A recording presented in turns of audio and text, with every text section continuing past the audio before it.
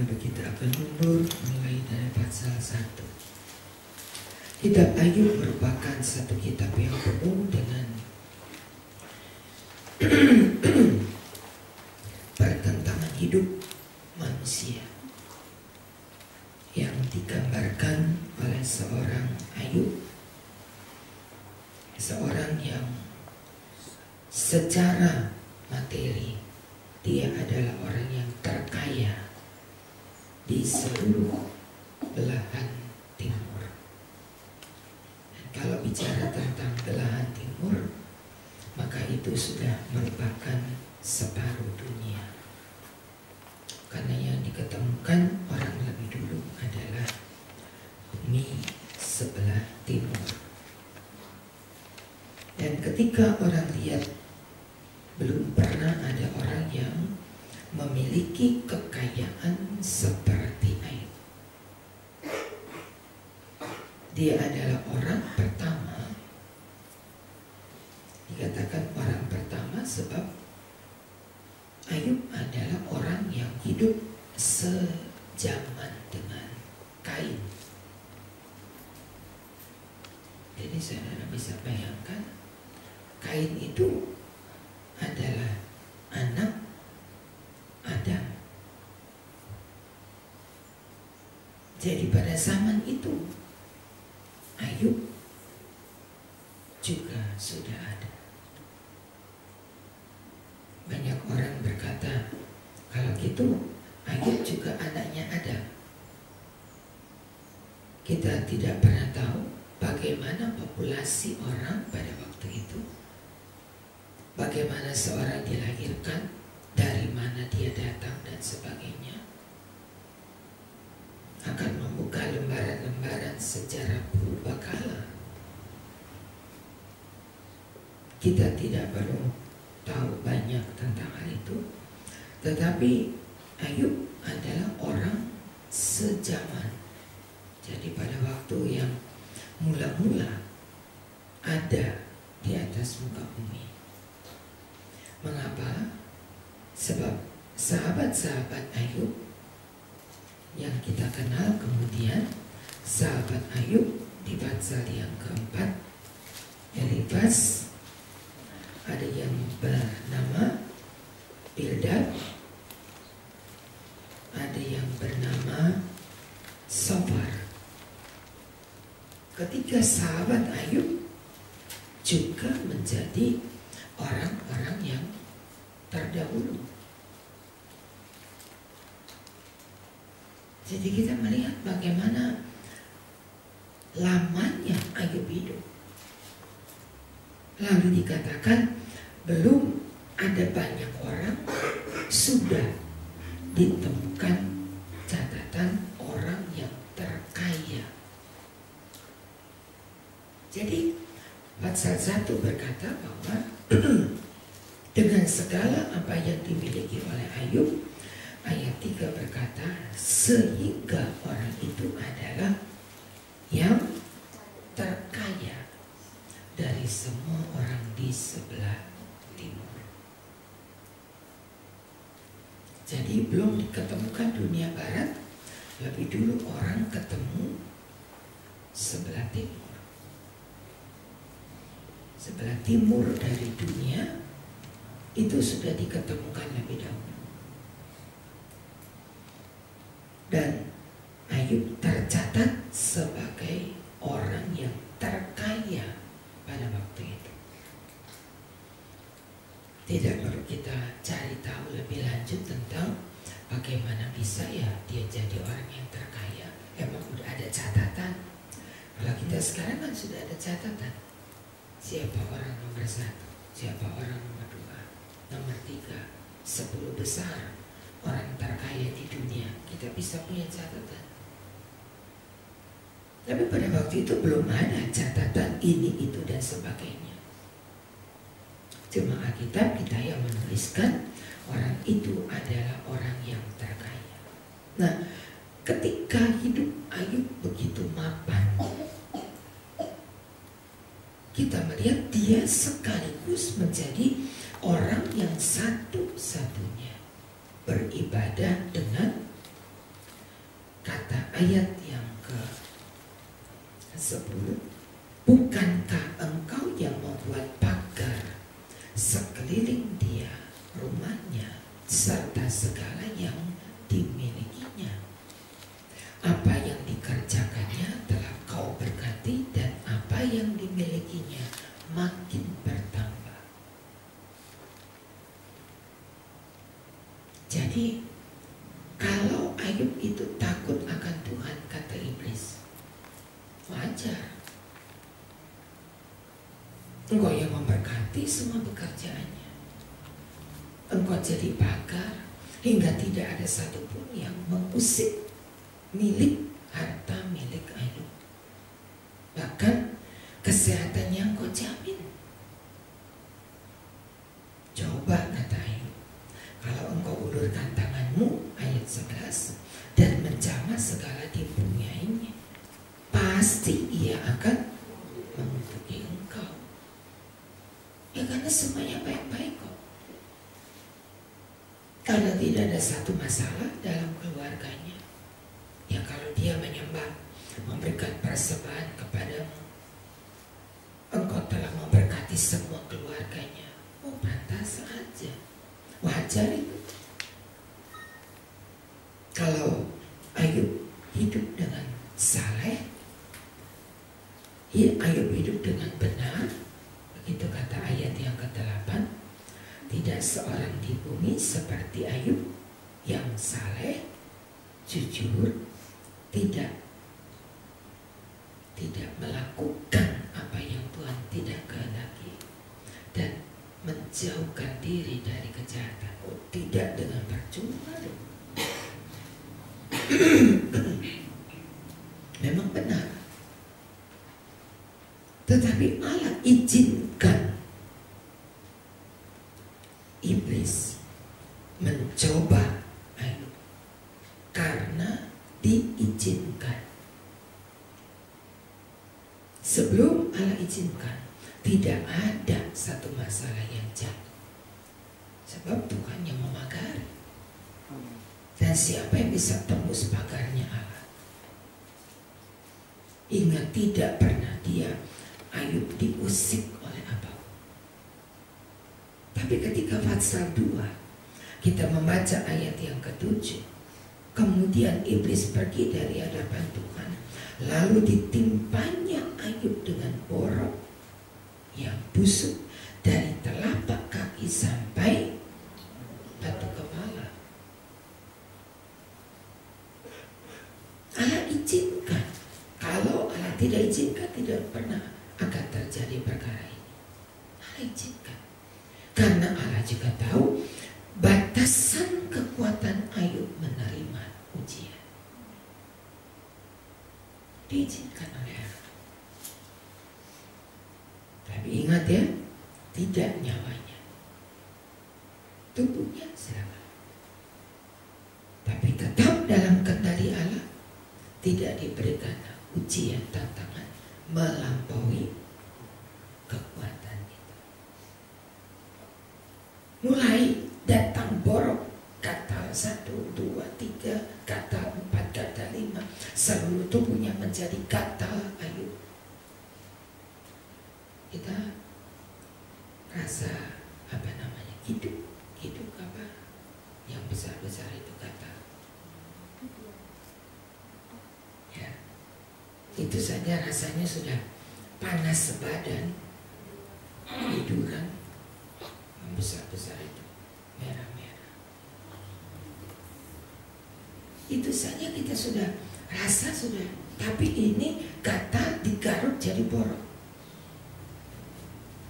Digaruk lagi, dan seluruh tubuhnya borokan.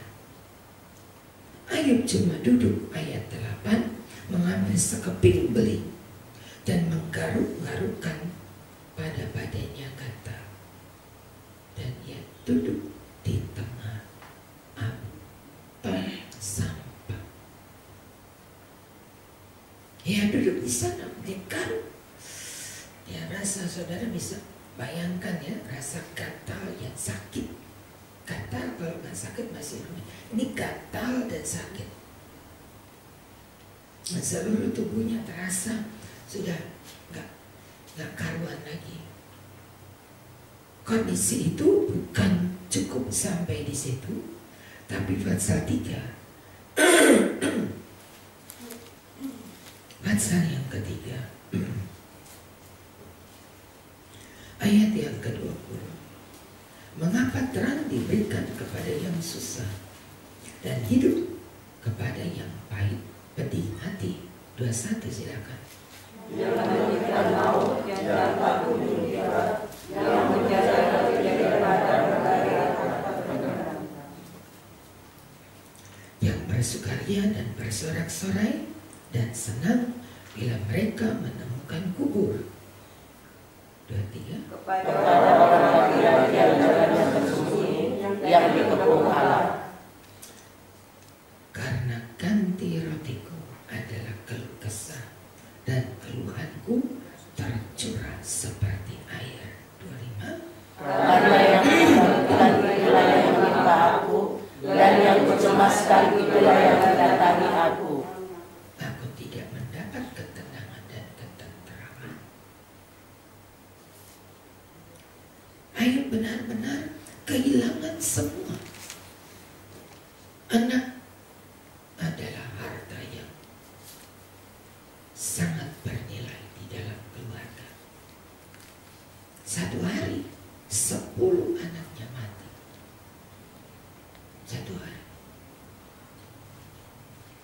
Hari yang sama istrinya datang, ayat 9 pasal 2, kutukilah Allah dan matilah. Istrinya berkata kutuki saja Allah, karena dia tahu kalau Ayub tidak pernah membuka mulutnya melawan Allah. Jadi datang si istri, kutuki saja Allah, kamu dibohongi, lalu kamu akan mati setelah itu. Bukan merupakan support kalimatnya, tindakannya, sikapnya dalam keadaan suami yang terpuruk. Istri bukan jadi penopang, tapi dia malah datang dan mengecam Ayub.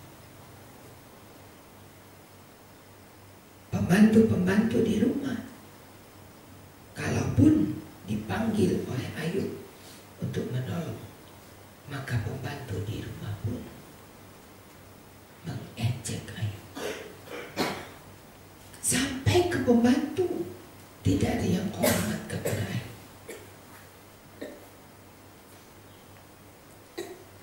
Tubuhnya, jiwanya, rohnya diizinkan untuk dijamah oleh iblis. Tetapi pada kondisi yang seperti ini, yang paling parah dalam hidup Ayub adalah pada pasal 4, seorang yang telah, perhatikan kata telah apa? Pasal 4 ayat 2, telah mengajar banyak orang. Orang yang lemah kau kuatkan, orang yang jatuh kau bangunkan, lutut yang lemas kau kokohkan. Itu yang kamu selama ini yang orang kenal dari kamu kayak begini.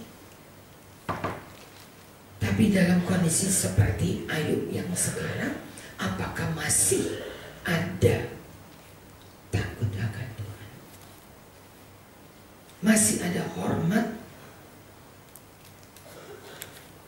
Semua yang dimiliki Ayub terasa tidak punya arti apa-apa. Dia diusir dari rumahnya sendiri. Dia diusir. Tempat sampah di zaman itu adalah tempat sampah yang tidak nyampur dengan rumah. Jadi mereka punya tempat sampah sendiri, jauh dari rumah utama. Duduk dia di dalam timbunan sampah. Saudara, bisa bayangkan sampah yang kotor itu menjadi tempat duduk. Apa yang keluar dari sampah itu menjadi timbunan tempat duduk. Ayo. Kalau dia mau kirim makanan, orang ambil kala panjang dan disodorkan ke air. Kalau mau kirim minuman pun sama. Cuma orang-orang yang cinta Tuhan, yang merupakan kesempatan untuk menopang, menolong air. Istrinya tidak, pembantunya tidak, anak gak punya habis, tetangga boro-boro. Dalam kesendirian Ayub diingatkan Elifas orang Teman berkata, bukankah kamu adalah orang yang dahulu menjadi motivator banyak orang? Kamu bisa menguatkan orang yang lemah, kamu bisa membangunkan orang yang jatuh dengan kata-kata. Tapi kenapa ketika sekarang kamu yang tertimpa ayat 5, engkau menjadi kesal? Di mana Allahmu? Di mana Dia yang menjadi Allah dan sudah menjadi pertolongan bagimu? Ayub dalam kondisi yang sangat dilema. Kekuatan Ayub adalah kekuatan manusia. Tidak dapat dikatakan wajar kok kalau dia mulai ngomel, wajar kok kalau dia mulai bersuara. Camkanlah, ingat, takutmu akan Allah adalah sandaran. Diberi kesempatan Ayub untuk membangkitkan kembali imannya, benar-benar habis, saudara. Bukan cuma harta yang habis, bukan cuma kekuatan pada anak-anak habis, kekayaannya, bahkan tubuhnya yang pakai pakaian, ya namanya orang kaya, dia pakai pakaian yang paling indah, ditanggalkan semua. Dan di atas lapik abu dia tidur. Belum ada kan sampai hari ini orang yang seperti Ayub ujiannya. Belum pernah. Belum pernah anak satu hari 10 mati. Tapi kita melihat Ayub alami itu. Mungkinkah ayat 17 surat 4, manusia benar di hadapan Allah? Mungkinkah seorang tahir di hadapan penciptanya? Apakah mungkin sekarang Ayub menjadi orang yang kuat karena dia sudah lewati semua ini? Dan Ayub menang. Ini pergumulan yang harus ditempuh dalam keluarga. Tidak pernah kita lewati hari tanpa masalah. Amin. Tapi Allah tidak pernah membuat kita jatuh tak berdaya. Tangannya selalu menopang. Kita nggak dikasih seperti Ayub, saudara. Karena boro-boro dikasih seperti Ayub. Nggak tahu ngomelnya seperti apa. Kemarin masih sehat loh, sekarang udah borokan begitu, bagaimana sih? Dalam waktu semalam, tubuh yang bagus menjadi tubuh yang hancur. Kita perhatikan betapa Ayub diuji sampai situ. Aduh, kita enggak, saudara. Kita nggak diuji sampai situ. Karena Allah tahu kemampuan iman orang di akhir zaman. Sangat tahu kemampuan bertahan iman orang di akhir zaman. Ada iman yang sudah kehilangan kekuatan. Bungkusnya masih iman, tapi isinya sudah tidak ada. Kemasannya masih ada tulisan iman, tapi ketika dibuka kosong. Bahkan tidak sedikit orang yang menjual imannya.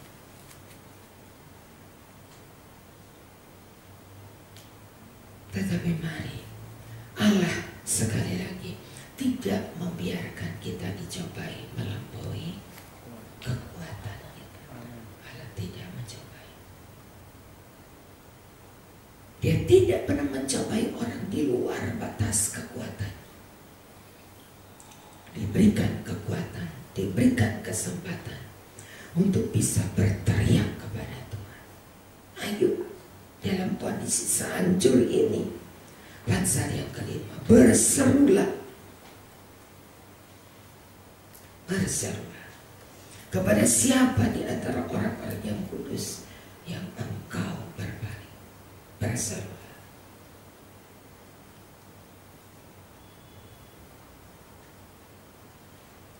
Titik nol bagi Ayub. Titik nol. Tapi dalam kondisi titik nol seperti itu, Ayub tidak melupakan Tuhan. Sebab di Patsal 5 berkata, ayat 17, berbahagialah manusia yang ditegur Allah. Sebab itu jangan engkau menolak didikan yang maha kuasa. Karena dialah yang melukai, tapi dia juga yang membeban. Dia yang memukul, tapi yang tangannya menyembuhkan. Dengan kata lain, ada saatnya Allah upahkan segala. Ada saatnya kondisi yang paling buruk dihadapi oleh Ayub akan diupahkan oleh Allah. Diajak Ayub pandang kepada Allah.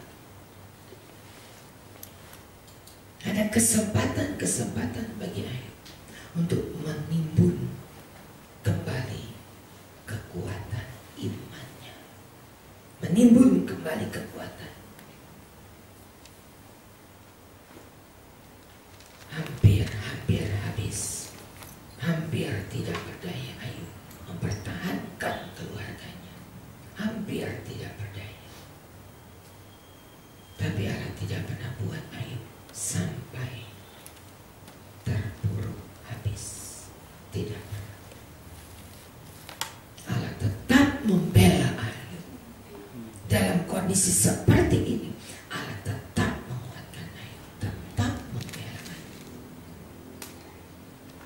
Nanti di pasal berikutnya kita akan melihat sahabat-sahabat dalam tanda petik justru yang menekan. Hingga pada akhirnya Ayub tidak tahan. Dia keluar dari lingkaran sahabat dan dia cuma berteriak kepada Tuhan. Allah jawab doanya. Dalam kondisi yang seperti itu, Ayub tidak komplain Tuhan, kok begini, kok begini. Dia hanya menyatakan argumennya di pasal yang ke-7 sampai pasal 39. Memang hidup ini berat ya Tuhan. Nah, sudah tahu kalau hidup ini berat. Jadi jangan coba memperberat dengan hidup tanpa Allah. Jangan coba. Kita belajar hidup tanpa Allah. Jangan coba. Tapi Ayub mengajari kita, mendidik kita untuk tetap bertahan di masa yang sukar. Bertahan. Kalau bunga kemarin di mana Tuhan pelihara. Kalau Allah cukupkan kebutuhan air cukupkan semua. Tidak terkecuali Ayub juga dikuatkan oleh Allah, ditopang oleh Allah. Dalam kondisi separah ini, gak ada orang punya pencobaan seperti Ayub, gak ada, saudara. Ini di agama manapun dibaca ayat ini. Islam pun punya cerita tentang Nabi Ayub. Dia punya cerita. Tapi sekali lagi, Ayub diizinkan berada di satu kondisi yang paling sulit dalam hidup ini, karena berurusan dengan tubuh, jiwa dan rohnya tak boleh diusik. Untuk tubuh silakan.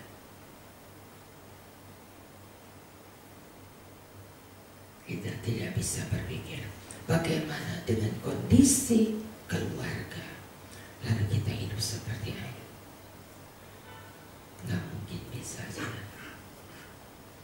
Tapi itulah sebabnya Ayub menutup pasal yang ke-5. Berbahagialah manusia yang ditegur Allah. Berterima kasih kalau masih ada teguran Allah. Bersyukur. Ada hal-hal yang diizinkan terjadi dalam kehidupan Ayub. Tuhan bela dia. Tuhan juga bela saudara dan saya. Dalam kondisi yang berurusan dengan tubuh kita, Allah tahu.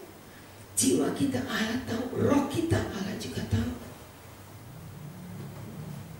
Tapi nggak dikasih seperti Ayub. Hasil daripada seluruh ujian, Ayub punya sebuah pondok tempat dia bisa berdoa kepada Allah. Dia bawa anak-anaknya yang Tuhan kembalikan. Istrinya datang pelan-pelan. Bagaimana Pak, udah sembuh? Lalu kemarin yang buang siapa? Dia dengar Ayub mulai dilihat Allah, mulai diberkati oleh Allah. Waduh, kata istrinya, jangan sampai keduluan orang. Datang lagi kepada Ayub. Enggak jelas-jelas minta maaf, tapi mulai bawa makanan. Enggak pakai dorongan lagi, bawa makanan. Mau mandi Pak? Wah, ada air panas sekarang. Dibersihkan, diseka, lukanya diobati. Istrinya pikir, nah, yang begini yang gue suka ini. Kalau udah jelek, udah burukkan sama mau. Kata di dalam pasal 42, Allah kembalikan semua yang hilang dari Ayub. 2 kali lipat dikembalikan. Ayub mulai pulih, mulai sehat, mulai sembuh, lengkap dengan semua yang dia miliki dikembalikan. Allah tak bohong. Dengan segala kekuatan kasih Allah, kembali Allah lawati Ayub di pasal 42, hanya satu pasal terakhir. Ayub dipulihkan oleh Allah. Dan kita boleh melihat kalau Allah sudah berbelas kasihan, Allah juga berbelas kasihan kepada kita. Siapapun engkau yang berada di dalam keadaan yang paling sulit, Allah lihat semua, Allah tahu semua, dan Allah sanggup kembalikan apa yang hilang. Sebab kita punya Allah yang peduli. Haleluya. Kita bersyukur hari-hari yang seperti ini. Kita gak dapat ujian seperti Ayub aja sudah ngos-ngosan. Sudah aduh Tuhan, sanggup gak ya? Tuhan tolong. Masih dalam kondisi seperti ini, masih ada hari-hari yang belum kita selesaikan. Tapi kiranya doa yang sama kita angkat kepada Tuhan. Mampu melewati semua itu. Mampukan? Mampukan aku lewati ujian demi ujian? Barangkali belum selesai datang lagi, belum selesai datang lagi. Allah yang memberikan kekuatan. Kita tahu kita semua hadapi problem yang tidak sama, tapi yang sejenis semuanya. Tapi di samping semua itu, ada mata Tuhan yang memperhatikan. Dia lihat ketika sampai jatuh, Yesus pegang pikul salib. Allah datang, malaikatnya datang dan menguatkan kembali, bangun lagi. Itulah yang dikerjakan oleh Allah. Dia sudah lewati Via Dolorosa. Dia juga tolong kita melalui jalan yang sama, melalui ujian, melalui masalah. Enggak, sekali lagi enggak ada seberapanya Ayub kita, enggak ada. Tapi bersyukur bahwa Allah yang membela Ayub.